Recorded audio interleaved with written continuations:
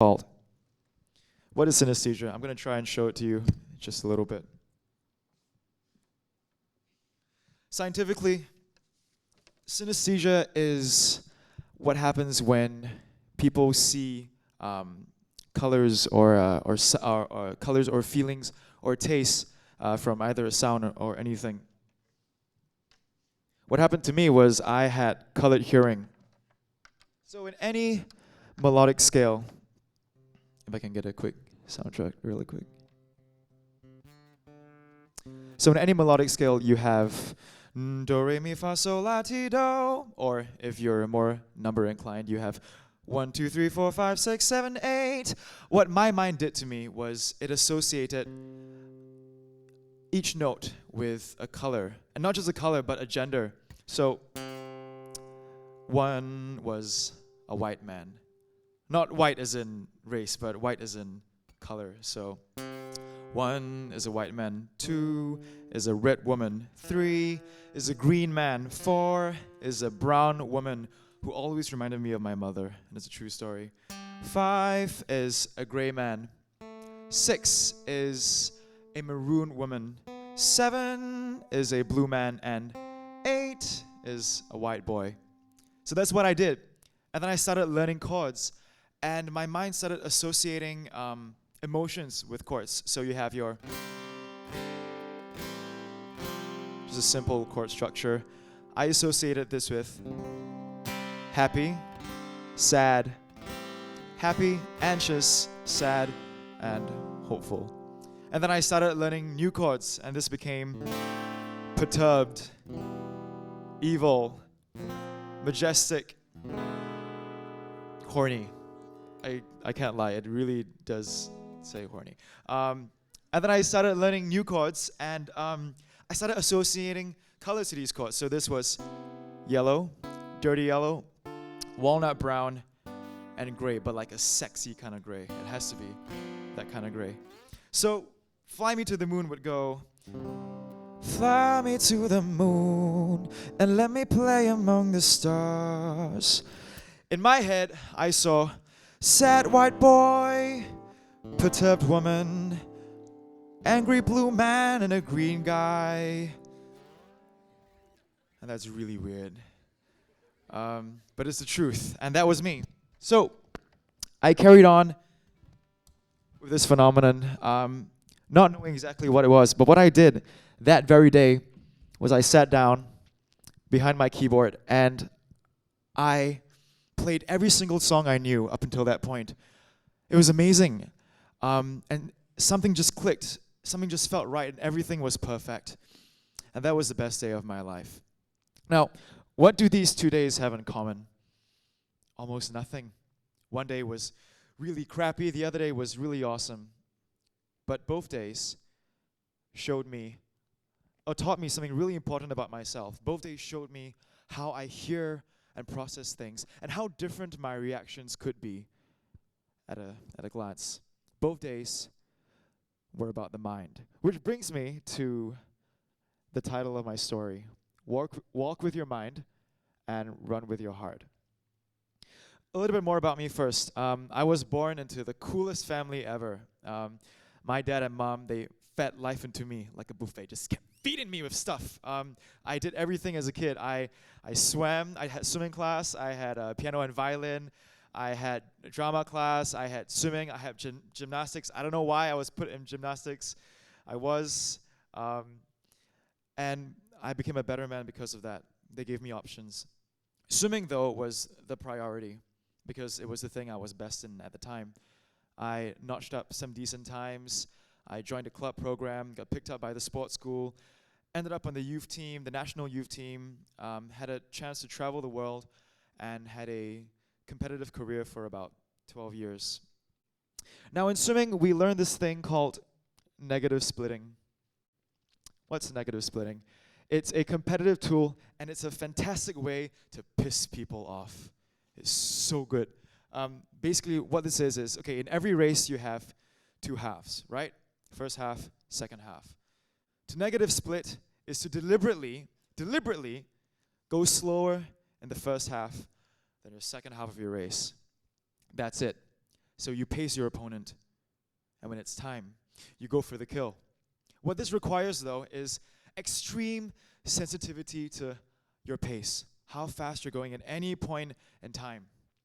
It also requires you to be extremely aware of your body condition, your heart rate, how fast you're going, how much you have left in the tank, and of course, your opponent. Your mind becomes such a finely tuned instrument. You don't want to run too fast. Relax, walk, pace, calculate, breathe. And when the time comes to flip the switch, you put your mind away, you put your head down, and you put your heart into it, and you run with everything that you have. Walk with your mind, run with your heart. That is negative splitting. Chapter 1. There are 2 chapters. Chapter 1, the mind. Chapter 2, the heart. Chapter 1, the mind. I was incredibly close to my mom. Incredibly. She and I had so much in common, but we were both very negative people. And we were so critical about the things that people would say to us. In some ways, she blamed that for the cancer that struck her when she was 40. She fought it for 4 valiant years. 4 valiant years of people stopping and staring and commenting about her fluctuating weight, the baldness, the wigs, the pain, the loss of body control. She never made peace with it. She did a really good job pretending, though. She passed away when I was 12. 2 weeks after she passed away, I found this. We were moving house, and I picked it up from one of the shelves, and inside it are pages of her handwriting. It's pretty much one giant love letter to my sister and I. In this she writes, "Ben and Narelle, I am so sorry. I understand how you feel right now, and even in the next few days or months or the next year, it's okay. Whatever feelings you may have. I may look sleeping, but I'm in heaven looking down on you. You must not feel sad for too long. At most 1 year, okay, darling? It's a deal. I love you eternally, and that means forever." Later on, she apologizes to me in writing for passing down the gene of negativity and anxiety. How absurd is that? She felt sorry for me. But in it, she also gave me the analogy of a story. You see, we're all writing stories. We're all the main characters. We're the protagonists. But we're also the script writers. Sure, we throw in plot devices and supporting characters, and we try to juicen up the story to make it really interesting and palatable for people. But we decide who the main character is. We decide how he looks, how he feels, what his traits are. Do I let people hang labels on me, or do I craft my own labels? I'm writing the script. I am telling the story. I'm not living out someone else's script. They can say anything that they want, but it doesn't stick because I have the pen. That's what stopped me from hurting myself that day in the boarding room window with that plastic knife. The knowledge that I had absolute control over my mind. I could create a filter and block out and only let in the things that make sense to me and block out everything that didn't make sense.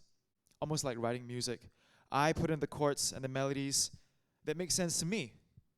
The colors are never wrong. A G-7 chord is never orange. It's always gray. The only time it's not gray, the only time I can't see the color is because it's in the wrong place. And that means it's just noise. I realized something that day, something I've always known, that in life there will always be noise, bullies, armchair critics, keyboard warriors, analysts, pundits, who exist for the sole purpose in your life to piss you off.